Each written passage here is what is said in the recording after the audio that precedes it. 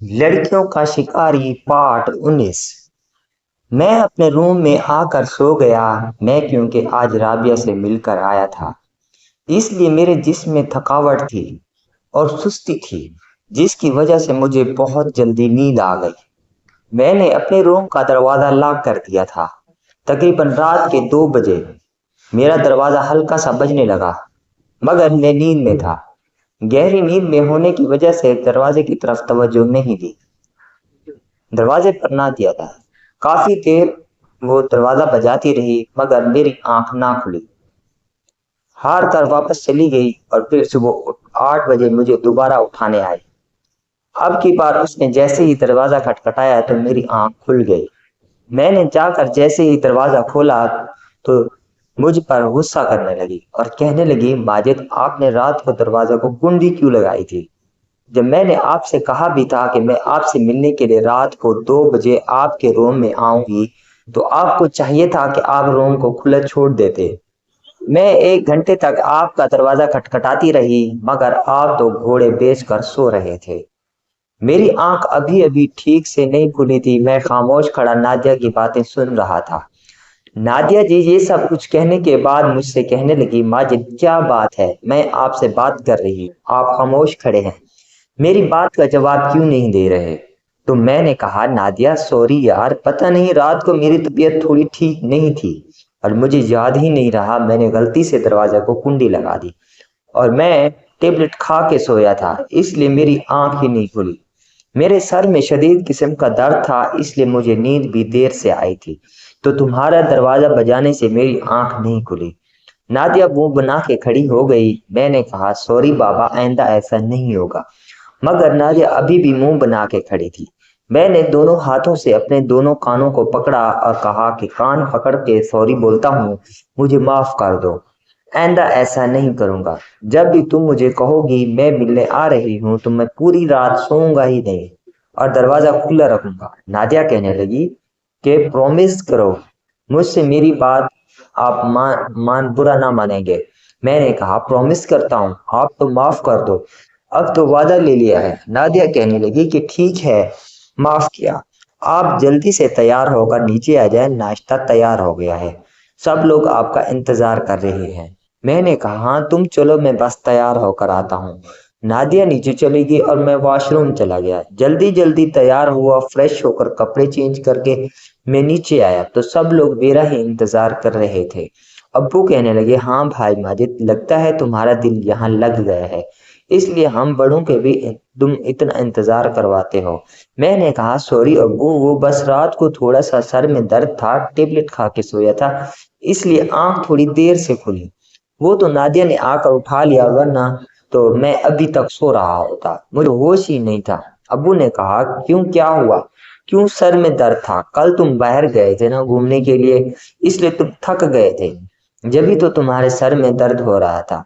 मैंने कहा, हाँ अब्बू, वो कल थोड़ा मैं दूर चला गया था बाहर घूमने के लिए, मैंने सोचा कि चलो मुल्तान की गलियां घूम कर आता हूँ, मुल्तान वाकई में बहुत खूबसूरत बना हुआ है। अब्बू ने कहा, अच्छा ठीक है, अब तो तुम्हारा ससुराल भी यही मुल्तान में है, तुम्हारा जब दिल चाहे तुम आ जाया करो मुल्तान। अपनी बीवी को लेकर मैंने कहा, जी अब्बू। खाला कहने लगी कि हाँ भाई, अब तो माजिद मेरे पहले भी बेटा था, लेकिन अब तो मेरा दामाद बन गया है, मतलब दामाद बनने जा रहा है, तो उसका ये अपना घर है, पहले भी था अब भी है, उसका और ज्यादा हक हो गया है। मेरी अम्मी कहने लगी कि चलो भाई, बातें तो होती रहेंगी, चलो नाश्ता शुरू करते हैं। फिर हम सब ने बैठकर नाश्ता किया। नाश्ता कर रहे थे तो नाश्ते के दौरान अब्बू कहने लगे कि आज सबको जाकर बता दो, हमारे जितने भी यहाँ जानने वाले हैं, कि इतवार वाले दिन शाम 5 बजे माजिद और नादिया का निकाह है, तो सब लोग टाइम की पाबंदी के साथ निकाह की इस तकरीब में शरीक हो जाएं। मेरे खालू कहने लगे कि ये ड्यूटी हम कामरान को देते हैं और साथ में माजिद को भी भेजते हैं, ये दोनों जाएंगे, नौजवान हैं और जितने भी हमारे रिश्तेदार हैं उन सबको इनवाइट करके आएंगे। तो मैं फौरन कहने लगा कि खालू, मेरी तबीयत कुछ बेहतर नहीं है, आप कामरान भाई के साथ किसी और को भेज दें। मैंने जैसे ही ये कहा तो कामरान ने फौरन कहा कि अब्बू, माजिद भाई को आराम करने दे, मैं अकेला चला जाऊंगा, वैसे भी मैंने बाइक पे जाना है, कौन सा मैंने पैदल चलना है। मेरे अब्बू ने कहा, ठीक है कामरान बेटा, नाश्ता करके हम लोग चाय पीकर बैठे ही थे कि मेरे मोबाइल की बेल बजी। मैंने नंबर देखा तो नंबर जीना का था। जीना वही लड़की है जो मुझे ट्रेन में मिली थी, जो बहुत ज्यादा खूबसूरत थी और क्लोज फैमिली से थी। कराची से मुल्तान आते हुए ट्रेन में मिली थी और रोहड़ी स्टेशन पर उतर गई थी। वह सक्खर में रहती है। मैंने फौरन सबसे बहाना बनाया और मैंने कहा कि मेरे दोस्त की कॉल आ रही है। मैं बाहर सहन में आकर जीना से बात करने लगा। जीना ने कहा, हाँ माजिद, तो फिर मेरे पास कब आ रहे हो? मैंने तुम्हारे बारे में बहुत सोचा है। अगर तुम दिल बड़ा करो तो मैं तुम्हारे साथ कोर्ट मैरिज करने को तैयार हूँ, मगर मेरे घर वालों से हमें बच के कहीं ऐसी जगह रहना होगा जहां मेरे घर वालों को पता ना चले, वरना अगर मेरे घर वालों में से किसी को भी पता चल गया तो मुझे भी मार देंगे और तुम्हें भी मार देंगे। हम बलोचों में कोर्ट मैरिज नहीं होता। मैंने कहा कि जीना, तुम मुझे कुछ दिन की मोहलत दो। मैं कुछ दोस्तों से राब्ता करता हूँ, पूरा प्लान तैयार करता हूँ, फिर मैं तुम्हें लेने के लिए सक्खर आऊंगा। मैं कुछ पैसों का भी बंदोबस्त कर लूँ, रहने का खाना पीने के घर का सारा बंदोबस्त करके फिर मैं तुमसे राब्ता करूंगा और फिर मैं तुम्हें बताऊंगा कि मैं तुम्हें कब लेने आ रहा हूँ। बस तुम जिस तरह मुझसे राब्ते में हो, फोन पर इसी तरह राब्ते में रहना। काफी देर में जीना से फोन पर बातचीत करता रहा, फिर मैंने फोन काट दिया। मतलब कि जीना ने ही फोन काट दिया। बस जब उसके घर में कोई नहीं होता था तभी वो मुझे कॉल करती थी और फिर मैं सर में कुछ दर्द भी हो रहा था। मैं फिर अपने रूम में ऊपर चला गया और जाकर आराम करने लगा। टाइम गुजरता गया और वक्त का पता ही नहीं चला और रात भी हो गई। कामरान घर में वापस आ गया था। उसने बता दिया कि मैंने सबको बता दिया है। अब मुझे इंतजार था राबिया के फोन का कि कब वो फोन करके मुझे डांटती है, क्योंकि मैंने उसका काम उतार दिया था और मैंने उसे कहा था कि मैं तुमसे निकाह करूंगा। मगर जब मेरा और नादिया के निकाह का कामरान ने उसके घर पर बताया होगा तो उसको बहुत गुस्सा आया होगा। मुझ पर अजब बात ये थी कि अभी तक उसकी कॉल मुझे नहीं आई थी।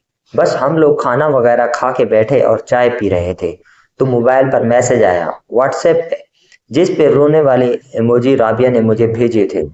मैंने हाथ जोड़कर उसके इमोजी भेजे और मैंने मैसेज पे लिखा कि मेरे अब्बू और अम्मी ने मुझे मजबूर कर दिया है।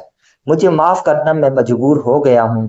बस फिर मैंने चाय खत्म की। काफी देर तक हम लोग बातचीत करते रहे, सब घर वाले मिलकर, और फिर मेरे अब्बू ने कहा कि चलो भी, हर कोई अपने रूम में चला जाए और सोने की तैयारी करो।